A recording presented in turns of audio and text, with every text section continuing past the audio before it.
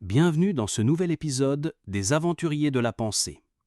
Dans nos dernières aventures, nous avons vu comment, depuis leur fauteuil, les pères fondateurs de l'anthropologie ont tenté de comprendre des mondes lointains. Mais que se passe-t-il vraiment quand on quitte le confort de la bibliothèque pour le chaos du terrain ? Aujourd'hui, nous allons rencontrer l'homme qui a défini les règles de cette aventure. Un savant polonais qui, par un coup du sort, s'est retrouvé coincé pendant des années sur des îles du Pacifique et a transformé cet exil en une révolution scientifique.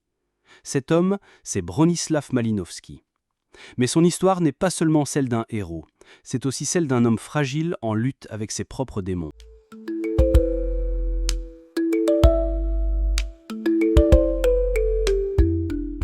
L'aventure de Malinowski commence par un très mauvais timing.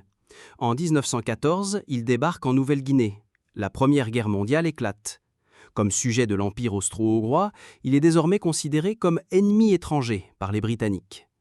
Plutôt que de l'interner, les autorités coloniales lui permettent de résider dans les îles Trobriand, un petit archipel isolé de Mélanésie. Il n'est pas vraiment prisonnier, c'est une sorte de résidence surveillée. Mais c'est aussi un exil forcé, loin des centres savants européens. Les premiers mois sont un échec. Malinowski vit à l'écart, hébergé par un commerçant blanc, et observe les habitants de loin. Il s'ennuie, il est déprimé. Son journal intime, publié bien après sa mort, révèle ses pensées les plus sombres. Une solitude qui le ronge, des accès de mépris raciste, une profonde ambivalence à l'égard de ceux qu'il est venu étudier.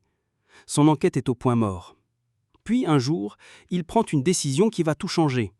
Il quitte le monde des colons, prend sa tente et va la planter au beau milieu d'un village. Ce simple geste est une révolution méthodologique. Fini l'observateur distant.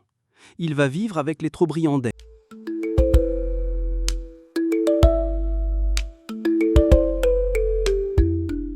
Mais comment se faire accepter ?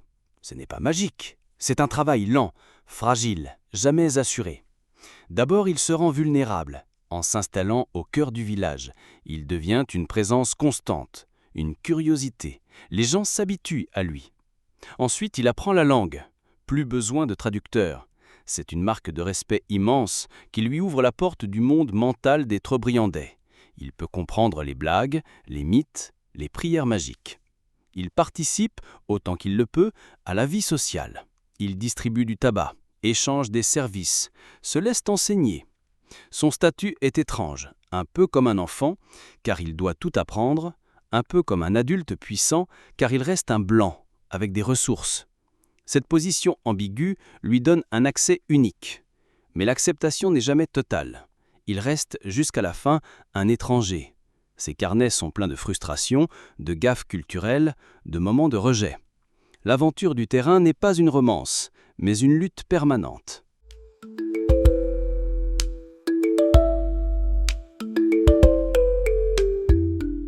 C'est grâce à cette immersion de longue durée qu'il va percer l'un des plus grands mystères trobriandais. La Kula. La Kula est un immense circuit d'échange reliant des dizaines d'îles. Dans un sens circulent des colliers de coquillages rouges, dans l'autre des brassards de coquillages blancs. Ces objets n'ont aucune utilité pratique, il est interdit de les conserver, et pourtant des hommes risquent leur vie en mer pour les échanger. Pour un esprit occidental, c'est absurde. Pourquoi mettre tant d'énergie dans des objets inutiles ? Malinowski, en partageant le quotidien de ses hôtes, comprend que la Kula n'est pas du commerce. C'est un tissu de relations.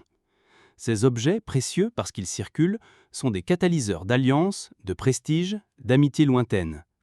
La Kula articule tout à la fois l'économie, la politique, la religion et le prestige. C'est un système total. En 1922, Malinowski publie « Les Argonautes du Pacifique occidental ». Ce livre devient un classique immédiat. Non seulement il révèle la logique subtile d'un monde que l'Occident croyait primitif, mais il impose aussi une nouvelle norme scientifique.